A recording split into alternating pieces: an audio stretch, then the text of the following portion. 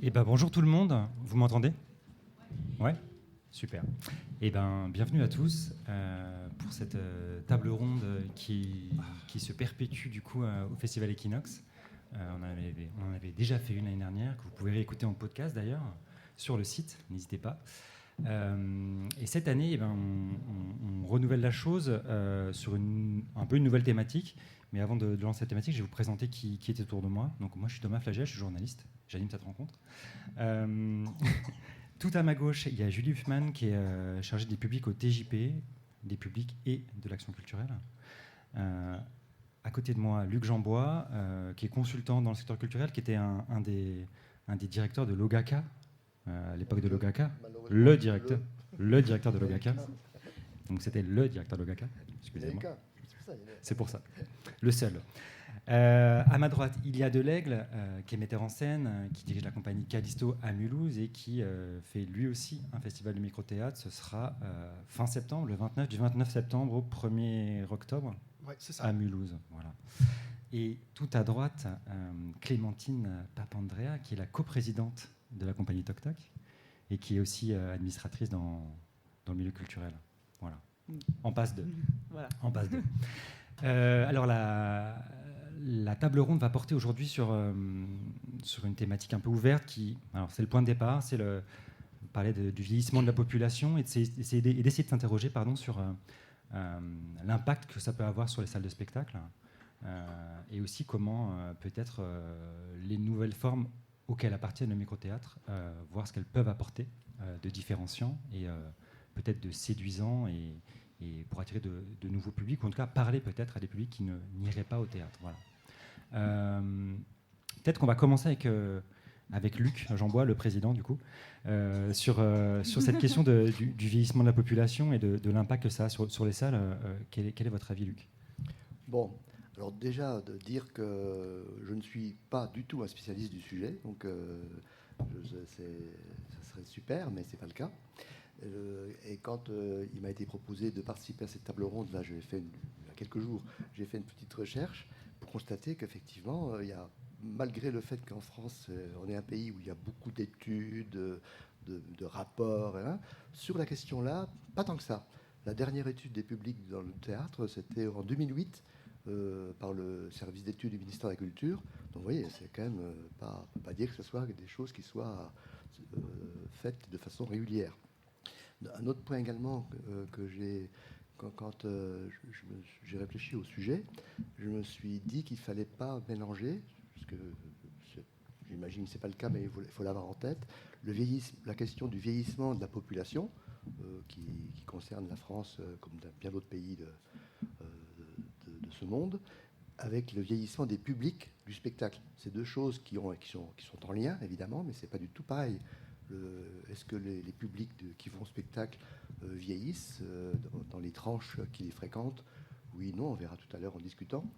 Mais ce qui nous intéresse, nous, c'est le vieillissement le sujet qui est proposé à nos échanges, c'est la question du vieillissement de la population, dont vous savez qu'effectivement, la France est un pays où les tranches d'âge des plus de 50 ans augmentent de façon proportionnelle plus importante que la population générale. Donc la population française vieillit sur deux phénomènes, hein, allongement de la durée de vie et effectivement arriver sur la tranche d'âge là du baby boom là qui se retrouve maintenant dans les années ayant 70-80 ans. Donc la question c'est, face à tout cela, quelles doivent être les attitudes et les choses à proposer quand on est programmateur de spectacle, quand on est artiste du spectacle, de telle sorte à se mettre en lien, en phase avec cette évolution sociologique de la population française qui est ce fameux vieillissement. Voilà, donc en gros ma micro-introduction pour lancer la discussion. Julie, toi qui travaille au TJP et qui est en charge des relations avec les publics notamment, vous êtes plusieurs, hein, mais tu fais partie de l'équipe. Cette question-là du vieillissement de la population et du coup, même si elle n'est pas totalement liée, c'est quand même le corollaire derrière.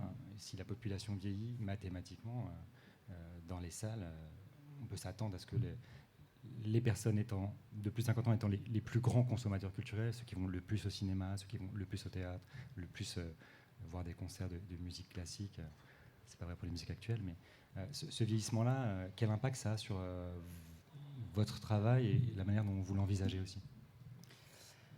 Alors, c'est vrai qu'au TJP, on a une programmation qui propose des spectacles qui s'adressent autant à du très jeune public, donc vraiment des enfants, des bébés, des enfants, des adolescents et aussi en effet à des adultes. Donc c'est vrai que plus généralement on a, des enfants et des jeunes dans nos salles, ou sinon des parents qui vont accompagner aussi leurs enfants, voire justement les grands-parents qui peuvent accompagner aussi leurs petits-enfants. Donc c'est vrai que là, ça fait quelques années qu'on aimerait bien aussi redévelopper un peu plus de projets, notamment en direction des personnes plus âgées, aussi avec des projets en lien avec les EHPAD aussi, par exemple, et créer plutôt de l'intergénérationnel. Donc c'est vrai que, en tout cas là au TJP directement, on n'a pas forcément cette problématique d'un public vieillissant, mais au contraire, on a envie vraiment de s'adresser à tous. On a évidemment aussi une image de anciennement le théâtre jeune public.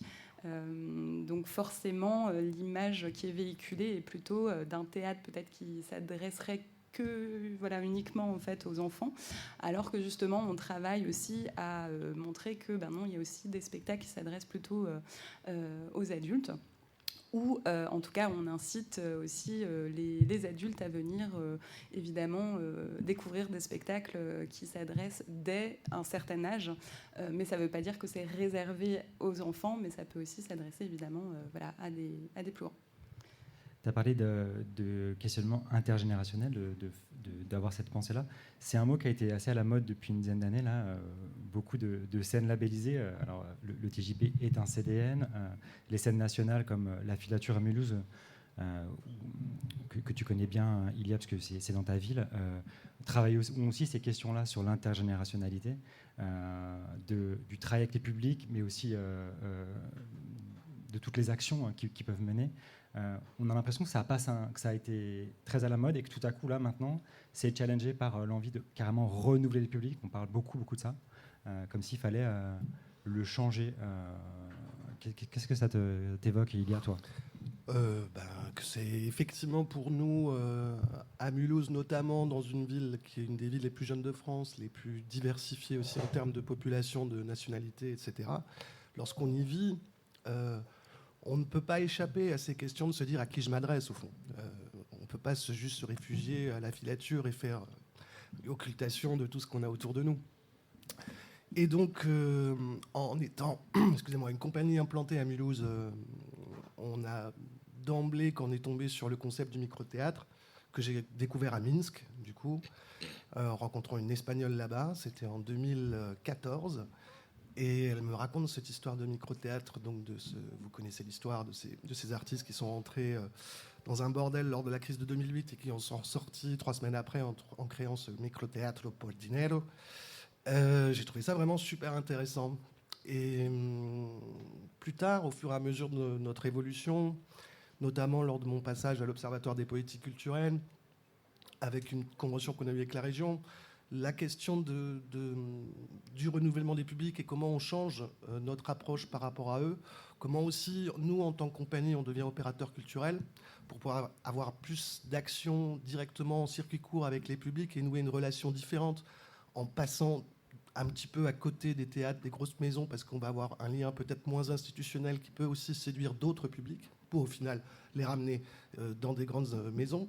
Car oui, le public vieillit et ne se renouvelle pas. Hein. Donc il faut se dire que dans 20 ans, peut-être, on s'adresse à personne. Je vais vous donner quand même 2-3 exemples dans ce sens-là. Premier exemple, Georges Lucas. Vous connaissez tous Georges Lucas. Il arrive en 2018 à l'Université de Californie. Premier cours avec ses étudiants en cinéma. Il dit, écoutez, voilà, je voudrais quand même vous dire, ma fille ne veut plus aller au cinéma. Donc on n'est pas sur une question de capital culturel, on n'est pas sur une question financière, on est sur une question d'usage. Et l'usage d'aujourd'hui, c'est vrai qu'avec la révolution numérique, c'est vrai qu'avec les plateformes numériques, le choix qui est proposé aux gens en termes de consommation de contenu culturel, comme voilà, vous avez compris, comme Netflix par exemple, fait que tu choisis ce que tu veux voir, tu choisis quand tu veux le voir, tu choisis de faire pause. Si tu as envie de le voir avec ton téléphone, tu le vois avec ton téléphone. Si tu as envie de manger, tu manges. Si tu as envie d'aller aux toilettes, tu ne vas pas te sentir gêné de passer devant 200 personnes. Tout ça fait que, pour moi, j'ai trouvé ça super. Moi, ça ne m'a jamais dérangé d'aller aux toilettes quand j'allais au cinéma. Mais pour la génération d'aujourd'hui, qui a d'autres possibilités, ça devient une contrainte. Et le théâtre, dans tout ça, imaginez bien que c'est hyper compliqué de faire sortir le théâtre de son image vieillotte. Je vous donne un autre exemple. Je discutais avec une directrice de musée parce qu'on va faire des petites formes là-bas pour le prochain festival de micro-théâtre. Et elle me dit, moi vous savez, j'ai toujours emmené mes enfants au musée, au théâtre. Non, mais c'est important pour moi. C'est super important de les faire des... Voilà, ok. Mais elle me dit, vous savez ce qu'il m'a dit le plus grand la dernière fois? Mais il m'a dit, mais maman, le théâtre c'est bien, mais quand je serai grand, ça n'existera plus. Donc oui, il est nécessaire, je crois, de réfléchir au renouvellement des formats pour épouser les usages d'aujourd'hui. Clémentine, tu es la plus jeune du panel. Comment, alors, sans te rendre responsable de la génération, hein, mais comment toi quand même, tu as étudié à l'université, les arts du spectacle, etc. Donc tu es quand même quelqu'un de sensibilisé et qui aime ça. Comment tu vois les gens autour de toi, et notamment dans tes amis, ceux qui n'iraient pas et pourquoi ils n'y vont pas? Déjà aussi, ce que je tenais à replacer, je replace que du coup j'ai 22 ans, 23 à la fin de l'année. Donc oui, pour resituer au niveau de la génération, je suis plutôt jeune et je viens aussi à la base du milieu culturel. Je viens du milieu du cirque, moi, donc j'ai bien grandi dans le milieu, ce qui explique aussi mon attachement par rapport aux arts vivants.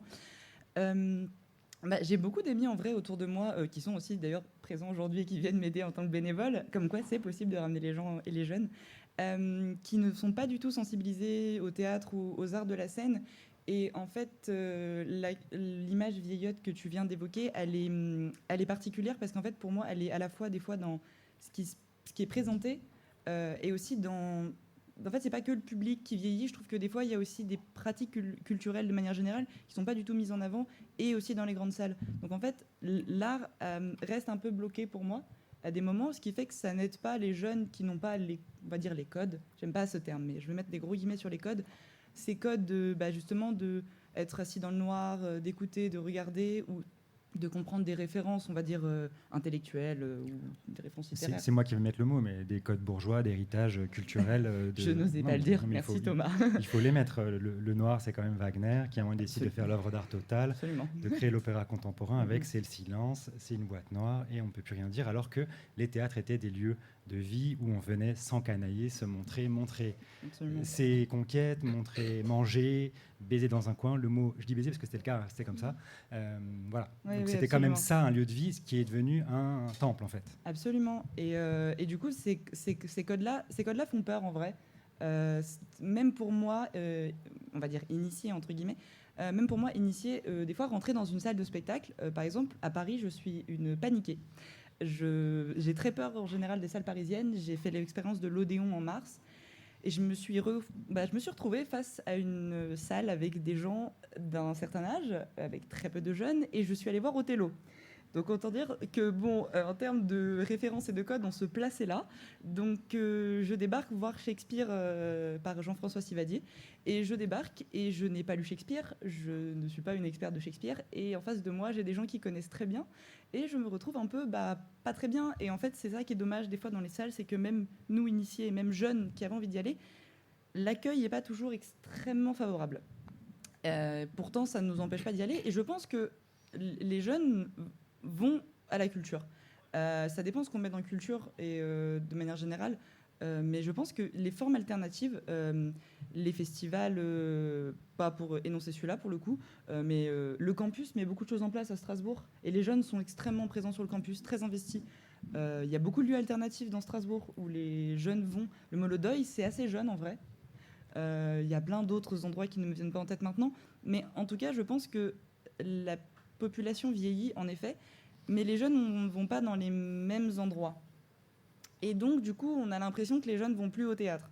Ce qui, en fait, n'est pas très vrai. Ça a été évoqué mardi pendant les rencontres internationales.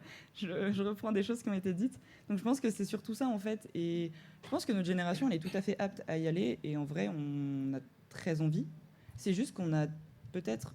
Enfin, pas moi, mais je pense juste que c'est d'autres formes qui ne sont pas peut-être consommées par les plus âgés, on va dire. Ce serait donc une question de ce qu'on montre dans les théâtres plutôt que de l'institution de théâtre. Même si, pour rebondir sur ce que tu disais en parlant de Strasbourg, puisqu'on est à Strasbourg, que ce soit le Molodoy ou le Diamant d'Or, ou pour parler d'autres lieux alternatifs, c'est quand même plutôt lié à de la musique ou des choses un peu plus festives, même dans l'activité ou la relation que le spectateur peut avoir avec ce qui se passe sur scène, quelle que soit la scène, qui attire du coup.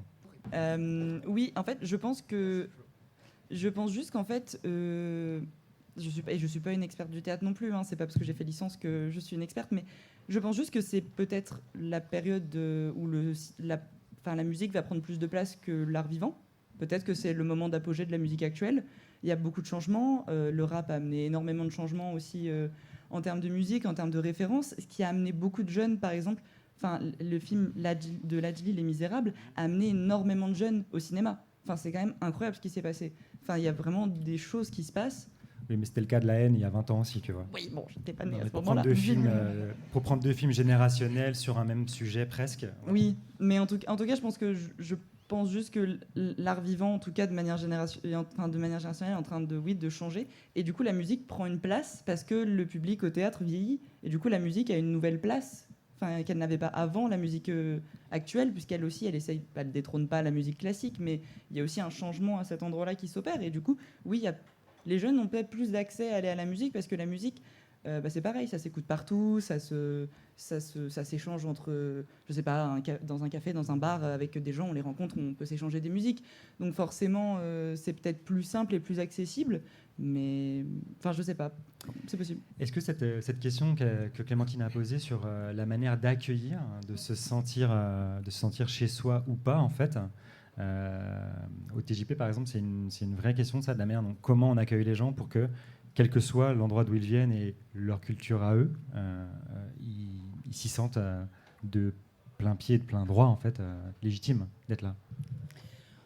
Oui, alors après, c'est vrai que je pense au niveau des temporalités. Alors, un spectacle, ça a un début, ça a une fin, ça a une durée.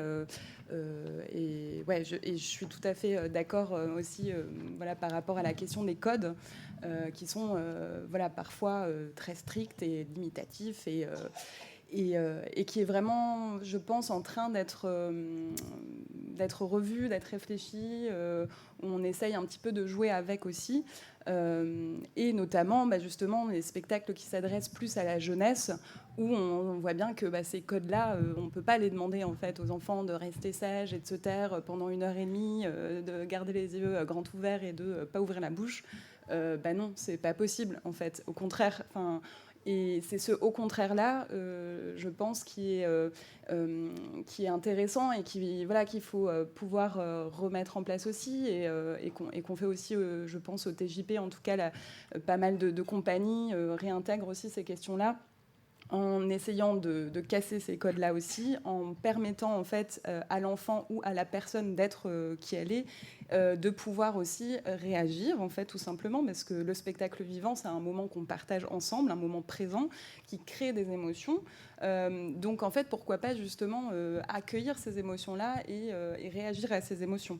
Donc oui, il y a, je pense, cette partie-là. Il y a la partie aussi plus peut-être interactive, qu'on voit de plus en plus aussi maintenant dans certains spectacles, des dispositifs immersifs aussi, donc, où là, le spectateur va pouvoir, voilà, entre eux, une sorte de, voilà, d'exposition de spectacle, un entre-deux, en tout cas, avoir la possibilité aussi de décider pour le coup du temps où il va rester, ou de ce qu'il va regarder, de ce qu'il va toucher, peut-être aussi.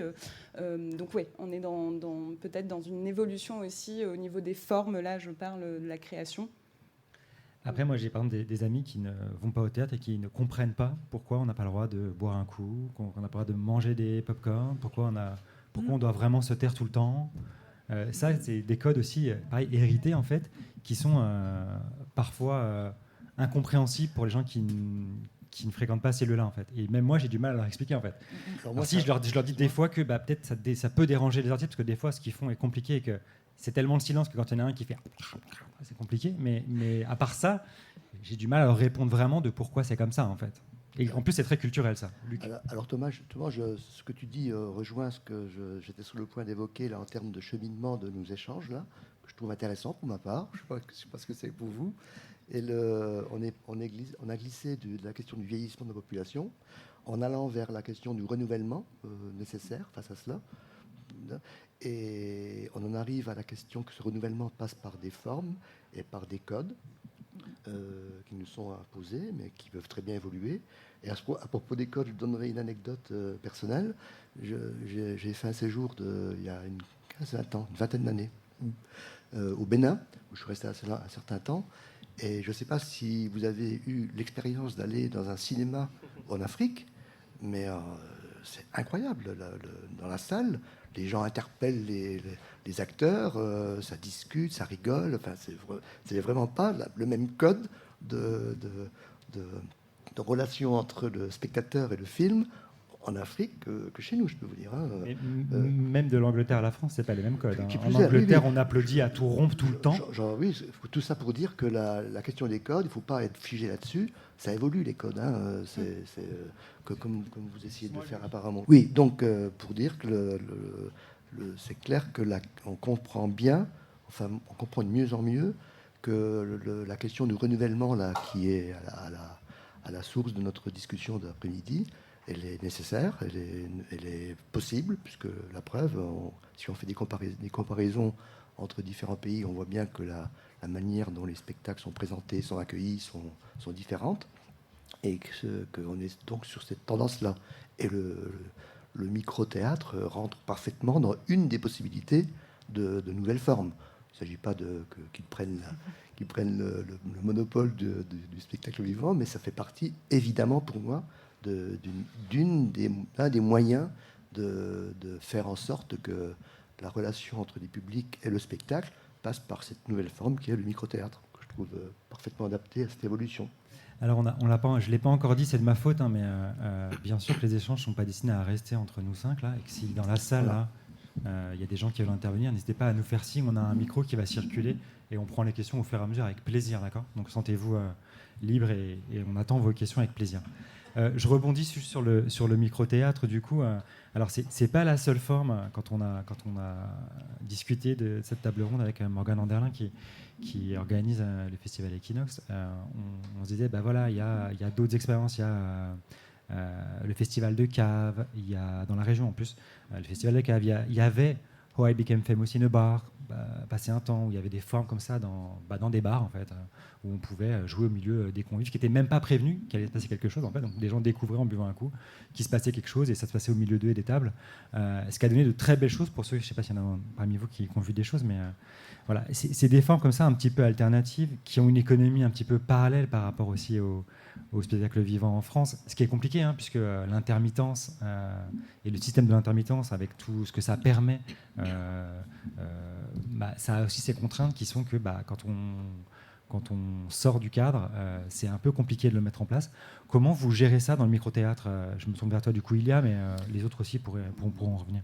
Nous, en fait, le micro-théâtre, c'est un volet d'un parcours qu'on propose aux spectateurs, dans lequel il y a Hôtel Mamour et ces 4 volets, finalement, sont liés ensemble dans cet objectif de renouveler les publics et les formats et les expériences et la relation qu'on a, nous, en tant que compagnie, avec les habitants d'un territoire. Donc on est vraiment dans une logique de territoire, où, par exemple, pour le micro-théâtre, je réponds après à ta question sur la question économique qui est essentielle, mais je voulais juste ajouter que sur le micro-théâtre, depuis 2-3 ans, depuis 1 an, on ajoute au micro-théâtre un moment qui s'appelle Refaire le monde, qui se passe en amont, qui, on va dire, est une tentative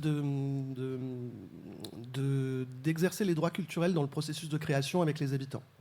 Donc ça faut que tu expliques ce qu'est les droits culturels pour tout le monde. Là. Alors les droits culturels, je vais le faire en 2 mots. Le principe, c'est que chacun est émetteur et récepteur de culture. C'est plus l'idée d'une culture verticale qui vient du ministère, qui va être ensuite dispatchée aux scènes nationales et aux centres dramatiques. Et on va dire, OK, c'est ça la culture d'aujourd'hui, celle qu'il faut diffuser. adopter les droits culturels va permettre de favoriser, on va dire, une logique d'une culture plus horizontale et moins verticale. Vous voyez ce que vous comprenez? Oui. Et aussi d'associer du coup les spectateurs au choix de ce qu'on programme. Alors, dans le plus concret, c'est-à-dire que nous, on fait effectivement tout simplement une collecte de parole qui va durer 15 jours, mais on l'a fait en brut, en sauvage, c'est-à-dire qu'on s'associe avec pas de structure, on va dans la rue, on prend le temps pour pas que les publics soient préparés, pour que les choses soient le plus spontanées possible. Et ensuite, on donne une soirée où les habitants viennent et d'autres à écouter ce que disent les autres habitants, mais interprété par des acteurs. Et 90%, 95% du texte qui est lu et joué par les acteurs vient de la bouche des habitants. Et ensuite, dans un deuxième temps, ils définissent ce qui paraît important à dire aujourd'hui.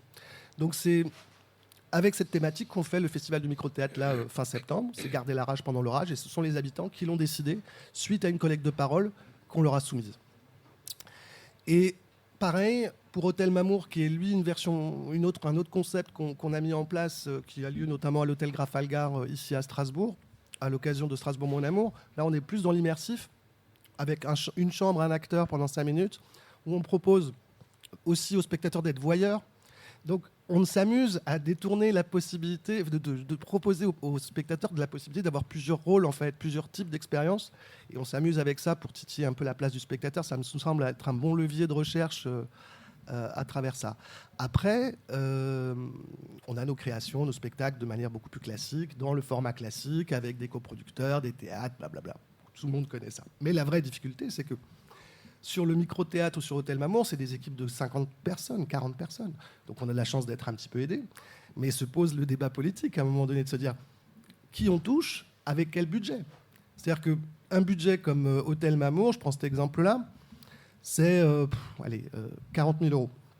Et on fait tout ric-rac. Hein. On répète en 2 jours, on joue, paf, paf, paf. On n'est pas dans le monde des bisounours où on a 6 semaines de résidence dans une salle climatisée. Mais ce qui est intéressant, c'est qu'on va toucher 500 spectateurs. OK. Vous avez retenu 50 000 €, on va dire 500 spectateurs. Tu avais dit 40. Ouais, mais c'est plus simple, 5. En fait, c'est 50. 50, ouais, peu importe. C'est juste pour vous donner un ordre de grandeur. Maintenant, je vais créer un spectacle avec la filature, avec le TAPS, et je vais me faire une tournée de 10 dates autour d'un texte contemporain, si possible sur une thématique en vogue, parce que sinon, on ne me donne pas forcément l'argent.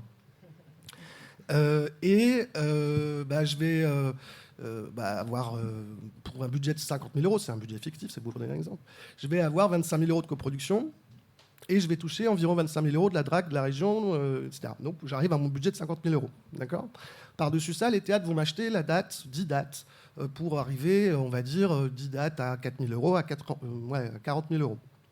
On arrive à un budget total de 90 000 €. Là-dessus, vous ajoutez les frais de fonctionnement du théâtre lorsqu'il nous accueille, les ouvreuses, les techniciens, tout, l'administratif. Vous ajoutez tout ça. Les défraiements, les trajets, les repas. Voilà. Donc, on est facile sur mon petit spectacle, là, sur un budget global de ce que ça coûte aux contribuables, à 140 000 €. Facile. D'accord ? Et je vais faire 10 dates. 10 dates parce que j'ai encore quelques copains dans le milieu qui vont bien vouloir m'accepter parce que leurs budgets sont contraints, etc., etc. Et sur ces 10 dates, mis à part peut-être au TAPS parce qu'il a un public et que la ville de Strasbourg est quand même une ville riche, avec des CSP++ abondants, mais sinon, je vais jouer dans des petites salles qui vont encore jouer le jeu, et je vais toucher quoi ? Je vais toucher 40 spectateurs avec mon théâtre contemporain. S'il n'y a pas de scolaires, évidemment, qui sont forcés de venir. Donc, Ils sont incités à venir. Donc, si je fais 10 dates et que je vais faire 400 spectateurs, je vais toucher 400 personnes. Voilà. Et je reviens à mon Hôtel Mamour, je ne dis pas que c'est mieux, Hôtel Mamour, je ne dis pas que c'est moins bien, mais ce qui est intéressant aussi quand on devient son propre opérateur culturel et quand on est dans une liberté aussi de production, c'est que finalement, les 400 spectateurs, je les aurais touchés avec 50 000 € et j'aurais offert une expérience intense à mes spectateurs, différentes, pas mieux, pas moins bien, mais je veux dire, on n'est pas dans les mêmes budgets. Et c'est ça qui est vraiment intéressant, et c'est aussi ça qu'il faut aussi après sensibiliser les tutelles, leur dire, oui, mais si vous voulez vraiment renouveler les publics, les cathédrales de la culture qui coûtent un fric fou, et ça va être encore pire avec la hausse de l'inflation sur les énergies, au bout d'un moment, il va rester que, on va dire, de très très grosses productions, parce que c'est ma peur, c'est ma crainte. Et on va muséifier le théâtre. Ça va devenir un peu comme l'opéra. C'est-à-dire que c'est un truc merveilleux, on y va une fois dans l'année, mais il n'y a plus du tout un rapport citoyen qu'offre le théâtre. Il n'y a plus du tout ce rapport effectivement social, humain, qui donne de la vie et de l'équilibre à une cité. Ça, on est en train de le bousiller. Voilà, c'est ma peur. Et le micro-théâtre, ou l'Hôtel Mamour et toutes ces possibilités de format-là, ou les droits culturels comme ils sont mis en place dans les centres culturels en Belgique, sont des leviers importants pour lutter contre ça. Mais il faut absolument que, effectivement, la répartition des richesses, voilà, on y vient, se fasse de manière un peu plus réfléchie pour que notre rôle de faire revenir des nouveaux publics et toucher les nouveaux publics soit un peu plus facile et aisé. Voilà. Avant de donner la parole à Clémentine pour rebondir sur ce que tu disais, est-ce que d'un point de vue économique, le modèle actuel te permet de payer dignement les gens qui font du micro-théâtre lors du festival, ou est-ce que pour ça tu es trop peu aidé pour? Bien sûr. Puis c'est pas ça. Je suis beaucoup trop peu aidé par la ville de Mulhouse par rapport à tout ce qu'on produit.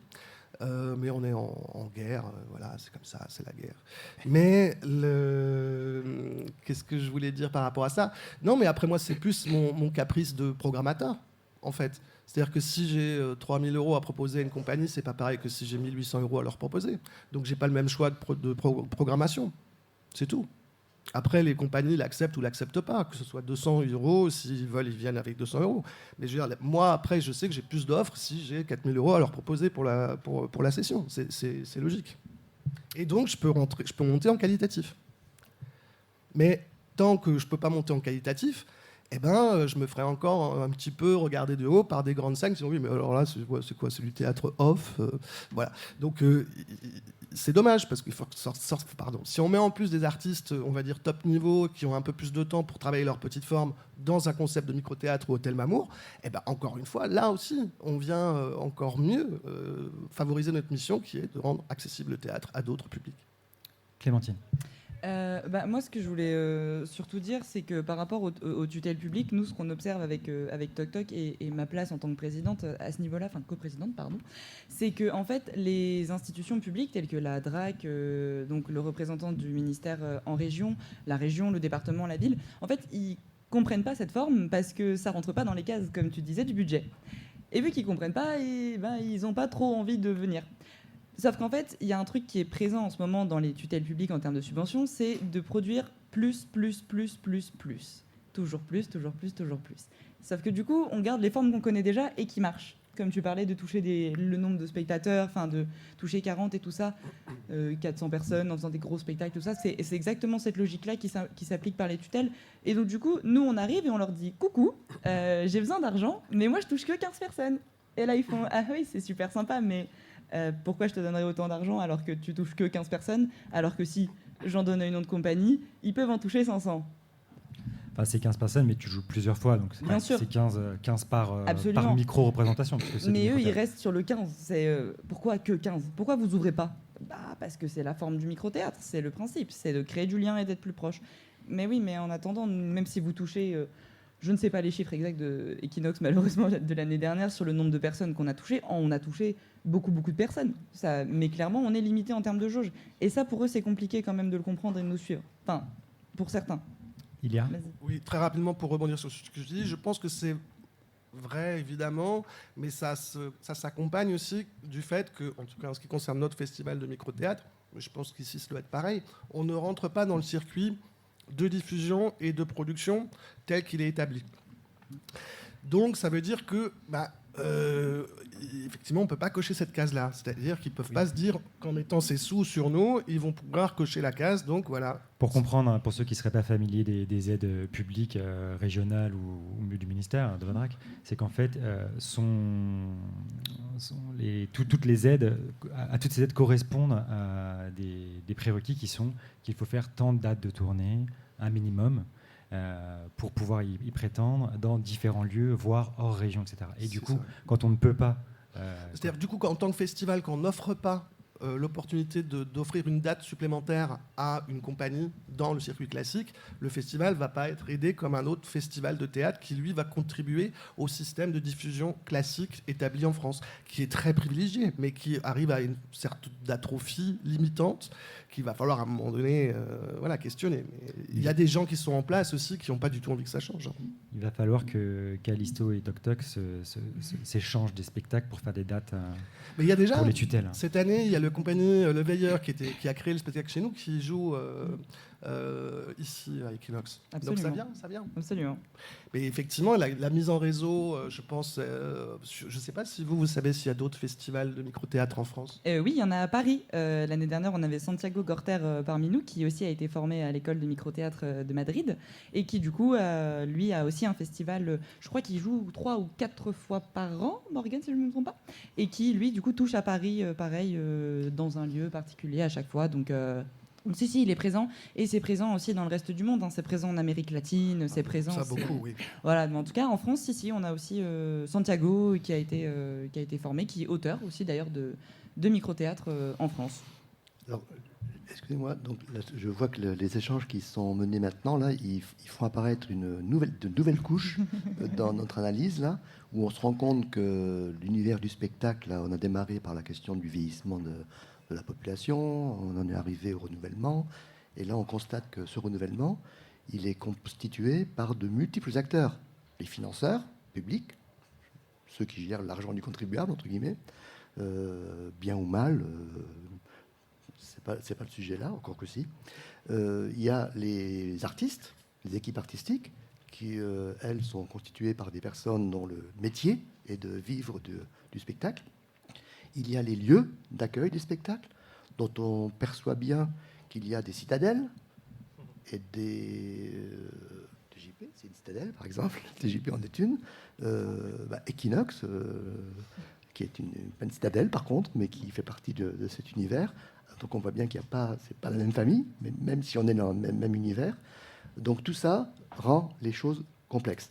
Ceci étant dit, il m'est venu en écoutant le collègue de Callisto là, il m'est venu alors, il se trouve que ces questions de l'économie, du truc, c'est mon domaine. Donc mais il n'empêche que ce que j'ai constaté, c'est vrai, c'est que depuis des années, c'est qu'en France, on a quand même la chance, il faut voir dans d'autres pays comment ça fonctionne, pour avoir un système de soutien artistique qui a des faiblesses, c'est clair, mais qui est quand même pas trop mal, quand même. Il faut le reconnaître. Et le fait est, c'est qu'il se trouve que les politiques publiques, avec du retard parfois, avec des luttes qui les mettent en œuvre souvent, évoluent également. Et par exemple, il y a un dispositif qui est en vigueur depuis le mois de septembre, là, qui est encore pas bien connu dans le monde du spectacle, qui est l'aide à l'autoproduction. L'aide à l'autoproduction, c'est un dispositif qui est expérimenté là, pendant les 4 mois qui viennent, et j'espère qu'il va être reconduit, qui permet à des compagnies de pouvoir présenter leur spectacle avec une recette qui est évidemment faible du fait que la billetterie n'est pas conséquente, et qui a un financement complémentaire lui permettant d'honorer les cachets des artistes. Moi, je trouve que ça rentre dans le sens de notre discussion d'aujourd'hui. C'est-à-dire que ça permet d'ouvrir une brèche dans la capacité qu'il y aura grâce à cela, si ça se maintient et que ça se développe, de permettre à des artistes de pouvoir présenter des spectacles dans des formats, dans des types de volumes pas habituels, mais malgré tout viables grâce à cela. Donc, c'est une petite note d'optimisme. J'ai une double question, moi. La première, c'est comment... ça fait quelques années que vous faites du micro-théâtre, ici à Strasbourg et aussi à Mulhouse.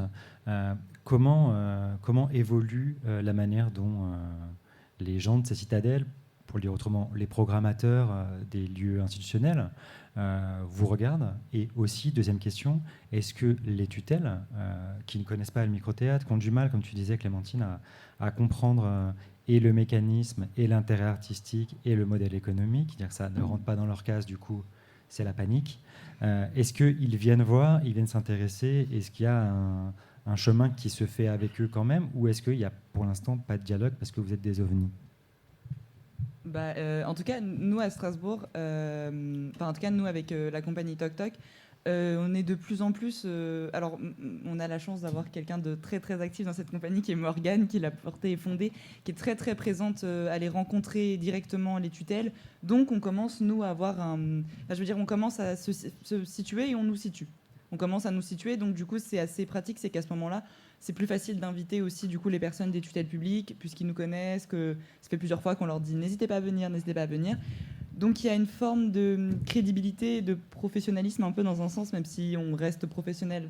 Mais quand t'es pas connu, des fois on peut te considérer comme amateur. La question de l'émergence était aussi sortie mardi pendant la discussion. Est-ce qu'on est regardé comme des émergents parce qu'on n'est pas dans des formes qu'on connaît? Pourtant on reste professionnel, mais oui, on émerge puisqu'on crée quelque chose de nouveau. Donc c'est de l'émergence. Mais du coup, les tutelles maintenant commencent à de plus en plus voir plus ça comme de l'émergence, parce que c'est notre 5e édition. Donc nous, il y a quand même de quoi montrer que ça marche et que c'est viable, hein, puisque les gens reviennent et viennent tous les ans. Donc il y a une forme de crédibilité, de professionnalisme qui arrive pour eux, et du coup ça commence à aider aussi, je pense, du coup, à favoriser l'accès à ces nouvelles formes qui sont autres aussi que le micro-théâtre, pardon. Donc nous, en tout cas, ça vient de plus en plus en termes de crédibilité, et du coup ils viennent, ils sont présents. La ville de Strasbourg est très engagée pour le coup avec nous. Avec Anouk Brocard, Anis Brun, tout ça, très présente avec nous, et qui viennent et qui sont vraiment intéressés, qui viennent pas juste parce que on leur demande en tant que représentants des tutelles publiques de venir. Non, elles viennent vraiment de manière très intéressée. Et les autres tutelles aussi, quand ils viennent, c'est vraiment... ça les intrigue quand même un petit peu, je pense personnellement, eux, en dehors de leur fonction de représentants des tutelles. Donc je pense que ça vient de plus en plus parce qu'on peut prouver que ça marche sur le long terme, puisqu'on a plusieurs éditions à notre actif en tout cas. Question subsidiaire, est-ce que, avant que tu répondes aussi, Ilia, est-ce que du coup les cases des subventions ou des demandes de subventions évoluent pour vous, sont susceptibles d'évoluer? Est-ce qu'il y a un aménagement possible pour que vous puissiez vous faufiler là-dedans ou pas? Déjà, nous, ce qui les perturbe, c'est que ça s'appelle micro-théâtre. Or, dans le festival, on n'a pas que du théâtre. On a de la danse, on a du cirque, on a de la musique et on a du théâtre. Et donc, du coup, dans la case de quel art on coche, des fois, ils sont un petit peu... Oui, enfin bon, ils ne posent pas la question à Gisèle Vienne, alors est-ce que c'est de la danse, est-ce que c'est du théâtre, est-ce que c'est de la performance? Voilà, donc, c'est quand même aussi une vieille question, ça veut dire que plus personne n'est figé que dans... Enfin, non, si, bien sauf sûr. pour certains, mais... Non, bien sûr, mais du coup, eux, dans leur ligne de budgétairement aussi, est-ce que du coup, on fait passer la subvention via la ligne théâtre? Est-ce qu'on la fait passer via la ligne danse? Est-ce qu'on la fait passer via la ligne cirque? Eux, ça les perturbe quand même un peu. Vers la ligne festival? Moi, j'aimerais bien que ça se crée tout ça. Et qu'on crée une ligne juste art du spectacle, art vivant, art, je ne sais pas, un pluridisciplinaire, pluriartistique, pluriprotéiforme, enfin, je sais pas. Mais juste, il faut arrêter, oui, de toute façon, de cadrer. L'exemple de Gisèle est très parlant, mais oui, il faut arrêter de cadrer dans une ligne. Parce que c'est sortir un peu du cadre, mais je veux dire, j'essaye de faire de la recherche en ce moment au niveau du cirque, et se place la même question. Il n'y a plus un seul circassien contemporain qui n'est que circassien. Très souvent, il est danseur avec, il est dans le théâtre. Enfin, ça n'existe plus dans l'art du spectacle contemporain. C'est plus figé. Et donc, nous, on arrive là-dedans avec en plus une autre forme. Donc, il faut que la demande de subvention évolue, bien entendu. Mais pas que pour nous, pour le coup, même pour les choses classiques. Hein. Je veux dire, même pour le théâtre classique, au TNS, c'est pas toujours que du théâtre. On le voit. Enfin, c'était un spectacle dont j'ai oublié le nom, mais quand on voit Musica, Strasbourg, qui est très lié entre la musique et le théâtre, enfin les arts de la scène plutôt, enfin voilà, ça n'existe plus. Enfin, ça doit changer, ça c'est sûr. Voilà. Ilia. Oui, je voulais ajouter quelque chose sur la relation aux programmateurs par rapport au festival de micro-théâtre.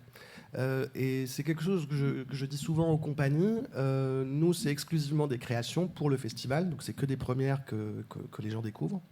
Et je dis aux compagnies, là, profitez vraiment de cette opportunité pour créer sans penser à vendre. Pour créer sans avoir peur de vous tromper. Pour oser faire des choses, ce n'est pas grave. Si un programmateur vient, de toute façon, c'est hors format de diffusion. Donc, amusez-vous à ça. Soyez léger, soyez heureux. Et arrêtez de vous poser des questions de qu'est-ce que va penser Bidule s'il voit ça. Ah non, mais ça, je ne vais pas le faire parce que si je peux peut-être vendre mon truc à Bidule. Et donc ça bloque énormément de metteurs en scène en France parce qu'on a une pression énorme. On a à peu près l'opportunité, une fois tous les 2 ans, voire 3 ans, d'avoir une coproduction. Donc si on se plante sur le spectacle, on peut directement rentrer chez nous jusqu'à la fin de notre vie. Donc les gens, à la différence de l'Allemagne, où les metteurs en scène peuvent produire énormément, se tromper, et on ne peut pas avancer, on ne peut pas s'améliorer si on ne se trompe pas, c'est pas possible. Et en plus, ça favorise, on va dire, une sorte de nivellement des productions françaises, où on a l'impression que pendant 10 ans, c'est à peu près toujours, tu vas retrouver des gens qui dansent avec une boule à facettes, ça c'était il y a 10 ans, etc. etc. Oui, alors sur le modèle allemand, par contre, je t'arrête, c'est qu'il n'y a quand même pas de théâtre indépendant en Allemagne. Non, C'est c'est quand même vrai. aussi des grosses maisons comme s'il y avait que des TNS partout. Je parlais de la place du Et metteur qui en scène. choisissent Ouais. les metteurs en scène en leur disant vous bossez avec notre ensemble, vous choisissez pas vos comédiens, voilà. Donc c'est quand même un autre rapport. Je suis tout à fait d'accord, mais là, je parlais égoïstement en tant que metteur en scène. Et donc, je disais juste que les compagnies qui font ça, déjà, elles sont plus légères. Et donc, elles n'ont pas cette pression lorsqu'un programmateur vient. Et le programmateur, ça c'est très important aussi, il n'a pas la pression d'acheter. Il n'a pas la pression de se dire est-ce que je vais aimer, je ne vais pas aimer, qu'est-ce que je vais leur dire. Et tout ça, et c'est au final le plus important, c'est que ça, selon moi, rejaillit sur l'ambiance générale du festival. Et vis-à-vis des publics, c'est plus léger, c'est plus... Les gens, ils sont pas tendus en disant mince, regarde, à un moment donné, il est parti, ou je sais pas, tu penses que... Mais je savais que là, à ce moment-là, il fallait pas le faire. Donc voilà, cette idée-là du micro-théâtre, je l'aime beaucoup aussi, c'est-à-dire de sortir de la logique de diffusion-création pour réévaluer les possibilités de création et pour calmer un peu les relations interprofessionnelles pour les différents acteurs, que ce soit programmateurs ou artistes.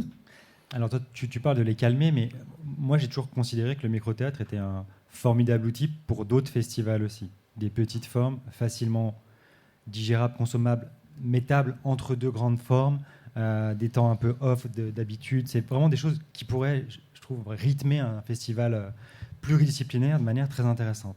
Comment vous êtes regardé par les programmateurs de notre région là? On va prendre la grande région, mais ne serait-ce que même l'Alsace ou la grande région. Comment vous êtes regardé et pourquoi ils n'en prennent pas de temps en temps, même en picorant un petit peu? Ils s'en foutent complètement. Enfin, en ce qui me concerne, déjà, j'habite à Mulhouse, donc moi, je vois personne. Je veux dire, c'est très rare qu'il y ait quelqu'un de Strasbourg qui se déplace jusqu'à Mulhouse. Benoît André va venir voir l'année dernière. Il est venu. Le directeur de la filature. filature. Il a dit, putain, c'est super, c'est un gros truc. Ouais. Il me dit, c'est un peu inégal. Je dis, oui, c'est une programmation de création. Et puis, on a le budget qu'on a, mais on essaie de faire au mieux. Mais après, j'ai rendez-vous avec lui là pour un autre projet de création. Et il me dit, ça va en ce moment? Ouais, tu fais quoi? Je dis, je prépare le festival. Et ça va tomber en face des 30 ans de la filature, donc le 30 et 1er octobre. Dur. Ouais. Non, pour lui. Et... Non, mais l'année dernière, on était à 95% de remplissage et on n'a pas le même public. Et donc, notre pari, il est réussi, en fait. Notre public, c'est pas le public de la filature. Donc, c'est génial. On a réussi ça. Je rebondis là-dessus. T'as pas essayé de les attraper par ce biais-là, par le biais de c'est pas votre public, ça implique que vous n'arrivez pas à toucher. Demandez-nous. On sait le faire venir. J'essaye, mais en fait, le problème, c'est qu'il faut savoir que, par exemple, pour la scène nationale, alors c'était le cas auparavant, peut-être qu'entre-temps ça a changé, la case programmation des compagnies régionales, c'est une subvention fléchée de la région, en grande partie. Donc, Qui va à Scène d'Automne. Qui va à Scène Au d'Automne. festival Scène d'Automne. En dehors de ça, eux, en tant que scène nationale, ils n'ont aucune obligation à faire travailler les locaux. Ça, ils ne vont certainement pas prendre de leur budget scène nationale pour donner ça à des gens qui sont un peu sales, quoi. Donc, ils le font déjà avec l'argent qu'on leur donne pour le faire. Donc, pourquoi faire plus? Est-ce que dans le public, il y a envie Excusez-moi de mon langage un peu fleuri, c'est le sud, hein, vous savez, là-bas, c'est un peu... C'est le sud de l'Alsace. C'est pas tout à fait le sud encore, mais... Est-ce que dans le public, il y a envie de réagir? Depuis tout à l'heure, vous nous écoutez, mais moi, j'aime bien quand il y a des gens qui participent. Alors, attendez, on va vous faire passer un micro, parce que vu que c'est enregistré comme ça dans le podcast, on aura votre question et ça évitera que les gens n'entendent que ma voix. Parce que l'année dernière, c'est moi qui reposais les questions derrière les gens. Ah oui, c'est vrai. Ça faisait une sorte de téléphone arabe qui doit être très bizarre à la réécoute. Hein. Oui, moi je trouve par rapport à, comme on dit, les producteurs qui doivent venir donc voir les spectacles et les acheter, je sais pas, moi je trouve qu'ils sont rares. Les diffuseurs, tu veux dire? Les diffuseurs, pardon, excusez-moi. Ils sont rares, il n'y en a plus. Je suis comédienne, donc j'ai fait énormément de spectacles aussi. J'ai essayé d'avoir des programmateurs à mes spectacles, j'en ai eu aucun. C'est-à-dire que maintenant, il faut faire malheureusement ce marché à Avignon, parce qu'ils y sont tous. Donc, je trouve que du coup, pour le micro-théâtre, ça doit être un peu difficile de les trouver. Enfin, après, c'est mon ressenti. Et moi, je parle de ça, ça fait 15 ans que j'en vois plus. Hein. Alors, à leur décharge, vous mettez le doigt sur quelque chose qui est assez partagé dans la profession. On entend beaucoup ça. Beaucoup de compagnies se plaignent qu'on ne vienne pas les voir, que les gens ne se déplacent pas. Voilà. Le problème, c'est qu'il y a aussi une surcharge de contraintes pour eux, d'attentes et de compagnie, et que, humainement parlant, je crois que c'est aussi plus possible pour eux de passer leur temps à voir tout ce qui se fait, en fait. Bien sûr, bien sûr. Et que du coup, non mais je dis ça parce que c'est pas pour les excuser, mais c'est Non, juste non, pour non. dire qu'il y a une sorte de modèle là qui arrive peut-être au bout, en fait, et qu'il faut repenser les obligations à se déplacer ou les réseaux pour qu'il y ait des journées où on envoie au même endroit plusieurs choses et qu'on trouve des moyens de pallier à cette impossibilité-là. Et, Bien sûr. et ce qui est dégueulasse pour les compagnies qui font des spectacles et que personne ne voit, en fait. C'est-à-dire qu'ils n'ont même pas la chance de montrer leur Bien travail sûr, et donc d'être programmés derrière. Et malheureusement, pour ces compagnies-là, vu que bon, il n'y a pas que Avignon, bien sûr, mais quand même, c'est quand même chargé, c'est qu'il faut payer. Et moi, j'ai vu énormément de petites compagnies s'endetter et du coup s'arrêter pour pouvoir vendre leur spectacle. Donc ça, je trouve ça très, très malheureux. Juste pour compléter, le micro-théâtre, le festival de micro-théâtre ici ou ailleurs, pour moi, je dis souvent aux programmateurs, mais justement, venez, parce que vous avez l'opportunité en 2 heures, grand max, de voir l'univers de 8 compagnies, sans obligation d'achat, sans stress, juste plaisir. Donc, profitez du moment pour découvrir les gens. Vous n'avez pas l'opportunité. Vous imaginez, vous faites 8 déplacements dans la semaine pour faire la même chose. Et de toute façon, vous n'avez pas plus de 15 minutes d'attention, donc profitez-en. Alors moi, je vais mettre les pieds dans le plat. Qu'est-ce qui fait qu'ils ne viennent pas au fond ? Est-ce que... alors, je vais reprendre une punchline qui m'a été soufflée pour cette rencontre. C'est Morgane qui disait que le micro-théâtre, c'est un peu le YouTube du théâtre. Ouais. Est-ce qu'il y a un surplomb des programmateurs qui se dit c'est des petites formes, c'est pas du théâtre ? Est-ce qu'il y a vraiment ce côté-là ou pas ? Est-ce que c'est le cœur du problème, en fait ? Est-ce qu'ils considèrent que parce que c'est pas forcément des grands noms, c'est pas les textes qu'ils connaissent forcément, c'est pas des formes longues, qu'il n'y a pas le temps de creuser, que c'est pas significatif et que du coup, c'est pas leur endroit ? Moi, je dirais, pour répondre à ta question, par exemple, ça me fait rebondir aussi sur la question de l'autoproduction.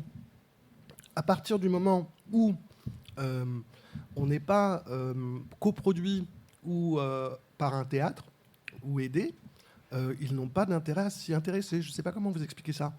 C'est pas leurs affaires, en fait. Les lieux défendent les compagnies qu'elles ont choisies en production et en coproduction voilà. parce que c'est leur intérêt de rentrer et de tourner de ces artistes-là. C'est dans leur cahier des charges. Juste pour compléter, c'est un microcosme, en l'occurrence, une compagnie, pour qu'elle puisse par exemple être aidée par la région en termes d'aide à la création de son spectacle, il faut qu'elle ait été coproduite ou accueillie par plusieurs scènes qui servent en l'occurrence de caution pour dire bon, ok, si elle est accueillie à telle scène, nous on peut les aider. Donc c'est un cercle vicieux. C'est une sorte de microcosme. C'est pas d'accueil, c'est d'engagement en coproduction monétaire. Mais ça se traduit par un cercle vicieux, parce que pour le coup, la petite compagnie qui n'a pas la possibilité d'être soutenue par une scène, eh ben, elle vivote. Mais on a créé un spectacle qui s'appelle La Ligne Solaire en 2019 au Festival Scène de Rue. Et c'était vraiment super, parce que voilà, c'est évidemment, je suis tout plein de modestie. Et on était... donc voilà, en tout cas, c'était une très belle expérience. Pour vous la faire courte, c'était sur un spectacle en continu pendant 3 heures. Les gens pouvaient monter en haut de la Tour de l'Europe à Mulhouse, rentrer dans l'intimité d'un couple où il y avait une notice. Donc on était vraiment sur un principe immersif, avec un texte contemporain de Ivan Vyrypaev qui s'appelle donc La Ligne Solaire, qui envoie du lourd, Vyrypaev, que j'aime beaucoup, avec des musiciens en live, etc. Bref. Et on a l'opportunité de ramener ce spectacle à Avignon, 2 ans plus tard seulement à cause du Covid. Mais ce spectacle, il a bénéficié au final d'aucune coproduction. On l'a autoproduit. À partir du moment où il n'y en a pas un ou deux qui a coproduit ce spectacle, aussi bien soit-il, il faut savoir que aussi, par exemple, je vous donne un exemple, si par exemple le Centre dramatique de Colmar avait coproduit ce spectacle, il aurait pu dire à ses copains achète-le, ou dire écoute, tu m'achètes celui-là, je t'achète celui-là. C'est comme ça que ça se passe. Donc, pour le micro-théâtre, ça marche pas. Hein. Donc, on est à côté. Mais ce qu'il faut se dire, c'est qu'on est tellement à côté et que c'est super qu'il faut développer des publics à côté. Et qu'on n'a pas besoin d'eux. Le micro-théâtre, c'est à la base retrouver pour les artistes madrilènes une autonomie de création. C'est pour ça qu'ils l'ont créé. Clémentine, sur cette question de comment les directeurs de salles, de lieux vous regardent et cette idée d'utiliser l'argument de on touche un public que vous n'attrapez pas. Est-ce que ça vous intéresse pas? Qu'est-ce que tu en penses? Moi, ça m'intéresse beaucoup. Et alors moi, je défends une position qui est que même si on a une forme qui ne comprend, on touche pas le même public, c'est pas pour autant qu'on ne doit pas aller les voir et essayer de travailler main dans la main. Je veux dire dans le sens où il faut pas avoir peur des grandes salles de spectacle. Je l'ai évoqué déjà mardi ce propos, mais en fait, il faut pas avoir peur des salles de spectacle. Le spectacle vivant a évolué, évoluera toujours. Enfin, il évolue perpétuellement quand même. Hein. C'est quand même présent. Et je pense que ça revient un peu sur ce que je disais tout à l'heure, c'est que c'est encore une forme émergente pour eux, et c'est encore quelque chose qu'ils connaissent pas très bien, donc forcément c'est compliqué pour eux à ce moment-là de comprendre qu'en plus on touche pas leur public à eux. Parce que si on touche exactement le même public que la Filature ou le Maillon, le Maillon à Strasbourg, qui est une salle européenne à Strasbourg, qui fait du pluridisciplinaire. Donc techniquement on peut s'entendre, il y a des points qui se raccrochent avec le Maillon. Mais en même temps on touche pas leur public à eux. Donc eux, ils n'ont pas de point de comparaison à faire. Enfin, c'est compliqué pour eux de comparer ce que nous, on touche et ce qu'eux, ils touchent. Et pour ne pas les nommer, par exemple, Barbara Engelhardt, qui est la directrice du Maillon et qui est la programmatrice, est-ce qu'elle vient au festival? Non, par contre, on y était cette semaine dans le cadre des rencontres internationales. Donc, on commence à avoir des accroches. Okay. Pas via le micro, pour le coup, parce que du coup, ça rebondit sur ce que tu dis. Mais en effet, non. Mais ça ne veut pas dire que ça ne nous empêche pas tous les ans de l'inviter, de lui proposer et de continuer. Et je pense que c'est essentiel de quand même continuer d'inviter, d'essayer d'y aller quand même. Mais tant qu'elle ne vient pas, elle ne pourra jamais vous programmer puisqu'elle ne programme que ce qu'elle voit. Absolument. Mais ça reste sur la question du système qui a déjà été évoqué, de ce qui est déjà en place et de ce que aussi on veut. C'est pour ça que nous, on est très contents, par exemple, de venir ici à la Maison Bleue. C'est qu'à la base, c'est pas un lieu de théâtre. C'est un lieu de musique. On revient sur la question de la musique actuelle. Mais c'est un lieu de musique. Et pourtant, on arrive à très bien faire du théâtre, du micro-théâtre ici. Et c'est génial. On était à la Maison Mimir, on a été dans une église il y a 2 ans. C'est quand même assez improbable de se dire qu'on était dans une église avec Morgane et Antoine à ma droite accrochés à un plafond, en train de descendre. Enfin, je veux dire, ça crée des choses qui sont incroyables. Et donc, du coup, on a aussi d'autres espaces qu'on peut aller investir. En fait, on peut faire les deux. On peut continuer d'investir des nouveaux espaces, se créer encore plus de visibilité et leur dire, voyez, il y a un moment où on est là. De toute façon, on est là. Donc, en fait, il faut venir. Et je pense que ça viendra et que ça bougera. En vrai, je ne suis pas hyper pessimiste sur ce coup-là. On a une époque où la dimension écologique et éco-responsable des artistes se pose de plus en plus de manière criante et volontariste. On est tous plus ou moins d'accord, depuis qu'on a lu le Shift Project et d'autres rapports comme ça, qu'il faut faire autrement, moins lourd, moins polluant, etc. Le micro-théâtre amène une sorte de sobriété là, dans la dimension de scénographie, dans la dimension de voyage, des spectateurs comme des spectacles. C'est très, très économe dans tout ça. Est-ce que cette dimension-là ne peut pas être aussi un facteur promouvant du micro-théâtre? Est-ce qu'il ne faut pas appuyer un petit peu sur cette ligne-là aujourd'hui?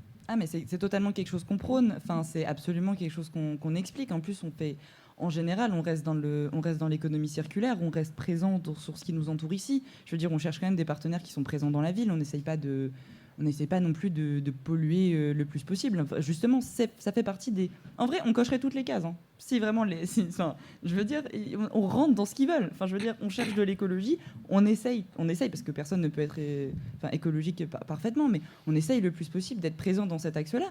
Mais au-delà du fait parce que c'est aussi à la mode de devenir écolo dans les subventions, on l'est déjà aussi fondamentalement, en fait. Enfin, ça fait partie de nos valeurs au premier plan, et c'est quelque chose qu'on réfléchit nous-mêmes. Enfin, je voudrais souligner juste le fait de ce que, justement, écologiquement, Jeanne a récupéré, notre scénographe, des poubelles. On s'est implanté dans le quartier du Neudorf, en face du TAP Scala, avec un bac de récupération, leur disant « Venez nous donner vos bouteilles, et nous, on les récupère, on en fait une scénographie. » Enfin, je veux dire, voilà, ça rentre dans les cases. Je veux dire, c'est déjà présent fondamentalement dans le projet, mais c'est pas suffisant, apparemment. Voilà. On m'a dit qu'il y avait des Québécois dans la salle, je ne sais pas s'ils sont encore là. Ouais. Est-ce que vous nous diriez un peu comment ça se passe au Québec pour le micro-théâtre? Ou est-ce que vous réagiriez à comment ça se passe ici de votre point de vue à vous peut-être?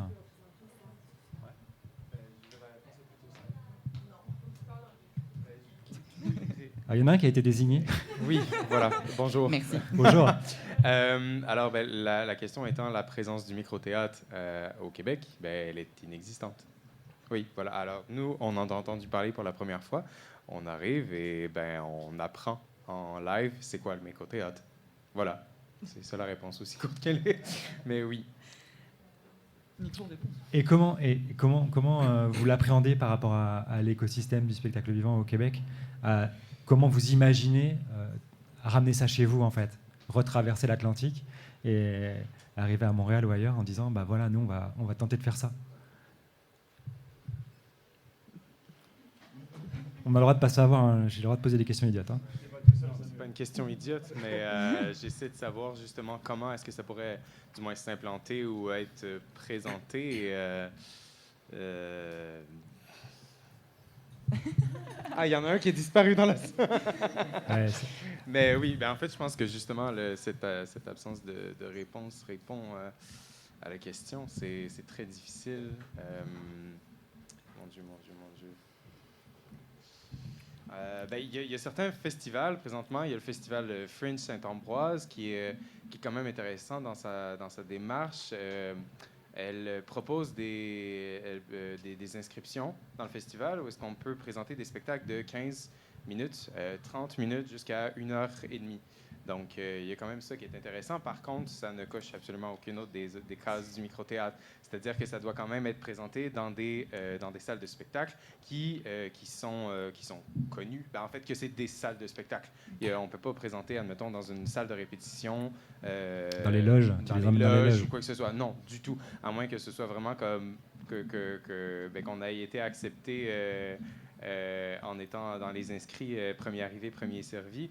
Et là, qu'on demande ça expressément, il y a peut-être une façon d'y arriver, mais à part de ça, je ne connais pas rapidement aucune autre place où est-ce que c'est possible de faire du micro-théâtre, à moins d'y arriver avec le gros budget, puis de faire, non, mais moi, c'est ça que je veux, de le faire là, puis j'ai justement le budget de le faire sans avoir été coproduit ou subventionné ou quoi que ce soit. À quel endroit, j'ai une question plus facile, à quel endroit ça vous attrape, le micro-théâtre? À quel endroit ça vous titille et vous intéresse là? Et Samuel, tu as le droit de donner le micro derrière toi, en fait. Hein, parce que là, ils sont tranquilles derrière toi à te regarder, mais tu peux partager si tu veux. Hein. Tu peux te lever et donner le micro à quelqu'un. Il y a quand même quelqu'un qui se lève, sympa, merci. Qu'est-ce que tu veux dire par attraper? À quel endroit ça vous séduit, ça vous intéresse, ça vous titille, tu vois? Oui, en fait, moi, j'ai fait ma thèse de maîtrise sur le rapport au spectateur. Donc, moi, c'est là que ça m'intéresse, en fait, c'est de créer de la relation. Puis je pense que le théâtre, sa particularité, c'est la coprésence. Et en ce moment, beaucoup dans les formats de scène à l'italienne, on perd un petit peu cette coprésence-là. Justement, il faut rester silencieux. Nous, on a quand même le droit de boire pendant les spectacles. Puis aussi, il y a des salles qui offrent du popcorn. Ça existe. Mais donc, pour moi, le micro-théâtre a beaucoup de potentiel par rapport à développer, en fait, cette coprésence-là, puis de l'approfondir, puis la développer un petit peu plus. Puis sinon, au Québec, on a un organisme qui s'appelle la Serre Art Vivant, qui a un festival Vous êtes ici, qui accueille des créateurs, créatrices qui viennent de graduer des écoles de théâtre pour faire des courtes formes de 10 minutes. Donc, le théâtre accueille à peu près une quinzaine de projets pendant une semaine et ensuite, il y a 3 jours de représentation. Et le public fait un déambulatoire. Il y a plusieurs différentes salles dans le théâtre qui sont ouvertes, puis on délimite les espaces pour les courtes formes. C'est pas du micro-théâtre parce qu'il y a plus que 15 spectateurs, spectatrices, mais il y a quand même cette démarche-là de donner une parole, puis une ouverture à des formes différentes. Par contre, c'est de l'émergence. Donc, c'est des personnes qui entament leur démarche artistique. Et on a des sessions Larsen où est-ce que le lendemain, les spectateurs, spectatrices qui ont vu les pièces la veille sont invités à donner du retour au spectacle, aux créateurs et aux créatrices. Donc, moi, je pense que le micro-théâtre, dans ce type de format-là, en fait, a une espèce d'accueil éclair. Là, je pense qu'il y aurait de la place. Il y a des lieux là, comme ça à Montréal que ça serait possible. On a des scènes que les diffuseurs seraient ouverts, je pense, à proposer avant les spectacles dans les loges des micro-pièces. Personnellement, je vais peut-être ramener cette idée-là, je vais vous piquer. Piquer votre projet. C'est ce qu'on disait l'année dernière. C'est que, moi, je disais qu'il y a quelques années, avant, en fait, au cinéma, il y avait toujours une sorte de court-métrage avant le film. Alors, c'est pas notre génération, c'est celle de nos parents, voire avant. Et que ça a un peu disparu, mais qu'on pourrait très bien, au théâtre, se dire ça, en fait. Se dire... J'ai connu. C'est le président qui a connu. Et du coup, on pourrait faire ça au théâtre. On pourrait se dire qu'avant, en fait, dans un endroit du théâtre, quel qu'il soit, dans une loge, dans le bar, dans une salle, on propose pour 15 personnes, 10 personnes selon la taille de la salle, évidemment, pour respecter les règles un peu, une forme courte comme ça, qu'on joue 1, 2, 3 fois de suite, qui serait une sorte de préambule ou de mise en bouche ou de bonus, en fait, à la pièce qui est derrière, en fait. Ben voilà une piste que le TJP va prendre dès la saison prochaine. Alors, exactement. Je rebondis là-dessus parce que j'étais en train de penser à ça. Cette saison, on va mettre en place des apéros artistiques les vendredis soirs. Donc l'idée justement c'est de donner rendez-vous à 19h, enfin le spectacle se joue donc à 20h en salle, mais à 19h il y a un rendez-vous préalable pour prendre un apéro et une carte blanche sera donnée à un artiste pour pouvoir proposer quelque chose. Alors pourquoi pas en effet donner ce cadre-là, on arrive, que pas de souci. ce serait vraiment intéressant. Donc en tout cas moi je vais prendre ça de cette journée et le ramener avec moi. Clémentine, je vais te donner le 06 de Kaori Ito, comme ça tu régleras ça directement. Morgane l'a déjà. Morgane l'a déjà, c'est bon. Merci aux Québécois en tout cas d'avoir participé, de m'avoir répondu. C'est chouette de voir comment ça peut susciter des envies et ça peut voyager comme ça. Est-ce qu'il y a d'autres personnes qui auraient envie de réagir ? Merci. Ce serait une question plutôt pour vous. Je ne sais plus mon Julie. prénom, excusez-moi, Julie. En fait, dans les débats qu'on a eus lors des rencontres internationales, s'est posé la question justement des lieux d'accueil. On a eu des avis divergents et c'était passionnant. Et je suis curieuse de votre opinion justement pour faire avancer cette question. On se demandait si les lieux des théâtres en tant que tels pouvaient accueillir des formes différentes, dans le sens où est-ce que le lieu en tant que tel, dans sa forme, peut, j'essaye d'être clair, empêcher en fait par sa forme, parce qu'il a cette forme-là, cette disposition-là, cette grande boîte noire. En fait, est-ce qu'un metteur en scène qui a une approche différente peut créer dans ces lieux-là ? Cette question s'est posée. J'ai pas tout à fait saisi. Peut créer quoi comme forme du coup Du micro-théâtre Ouais. par exemple, ou d'autres formes différentes. On se demandait en tant que metteur en scène, auteur, est-ce que côtoyer ces lieux-là peut finalement freiner une liberté ou... Et le TJP regorge de petits endroits où on peut faire du micro-théâtre. Le Maillon aussi, hein. Alors après, en termes de salles ou d'espaces, en effet, il y a plein d'espaces différents. En fonction de, il y a 2 lieux déjà, la petite scène et la grande scène. Dans ces 2 bâtiments-là, qui aussi historiquement, sont architecturellement parlant très différents. Hein. C'est une ancienne église, C'est l'autre vrai. c'est un ancien cinéma. Avec toute l'histoire que ça a aussi. Donc en soi, après, il y a les normes de sécurité. Il y a plein de normes. Qui sont des contraintes qui ne sont pas des moindres, et notamment en France, essentiellement. Quand on regarde dans d'autres pays, il y a peut-être moins de contraintes et qui permet peut-être plus de liberté aussi. Mais en tout cas, il faut prendre en compte ces contraintes-là. Mais après, moi, ma posture n'étant pas programmatrice dans ce théâtre, je ne pourrais pas répondre à toutes ces questions. Mais après, en termes d'envie, en tout cas, je pense que oui. Et ça me fait rebondir sur ce qu'on a dit tout à l'heure aussi par rapport au croisement des publics. Enfin, moi, je suis persuadée qu'il y a, au contraire, enfin, la question émergente justement, et puis de ce modèle de micro-théâtre que je ne connais pas encore ou pas assez, est en fait novateur. Et les structures, en fait, vont aussi petit à petit pouvoir voilà, ouvrir de plus en plus. Enfin, j'ose espérer, en tout cas, créer des liens.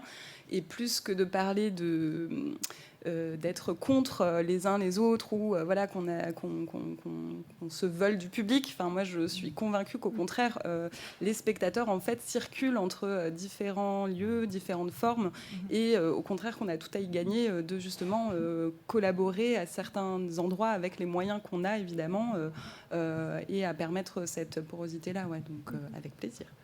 On va rester sur cette note positive et puis on pourra de manière plus informelle poursuivre les échanges je voudrais juste terminer autour d'un verre. Et Monsieur le Président, je vous écoute.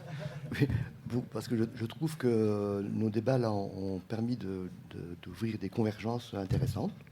On a démarré du vieillissement de la population. On a vite dévié, c'est pas une déviation, c'est logique, vers la question du renouvellement nécessaire face à ce vieillissement, renouvellement de l'offre, renouvellement des publics. On a constaté que le micro-théâtre faisait partie de ce renouvellement possible là, évoqué juste avant, de façon spécifique, voire exemplaire peut-être, mais au moins spécifique. Et on a vu également que dans le spectacle vivant, il y avait de multiples acteurs, les financeurs, les lieux, les artistes. On devrait démarrer par eux d'ailleurs, parce que s'il n'y aurait pas d'artistes, il n'y aurait pas de spectacle. Et ce que moi je retiens comme point de convergence presque final, ça a été dit, je ne sais plus par qui, c'est que pour que le micro-théâtre puisse, pour sa part, participer à ce renouvellement, il faut qu'il gagne sa place, et pour cela, il lui faut des alliés. Des alliés, au sens, par exemple, je ne connais pas ton prénom. Julie. Julie est pour moi clairement une alliée qui fait rentrer le micro-théâtre dans une institution qui est le TJP. Il faut des alliés au niveau des politiques publiques. On a évoqué Anouk Brocard. Anouk Brocard, c'est une alliée du micro-théâtre vis-à-vis de la collectivité ville. Ainsi de suite. Je ne vais pas les citer tous, il y en a pas assez d'ailleurs, mais c'est ça le challenge pour demain, c'est que le micro-théâtre réussisse dans chacune de ses sphères de réussir à mettre en œuvre des convictions de telle sorte à ce que progressivement il prenne sa place. Merci Luc, et du coup merci à tous et à toutes d'avoir participé à cette table ronde, et puis on poursuit les échanges autour d'un verre pour la suite. Merci encore. Merci.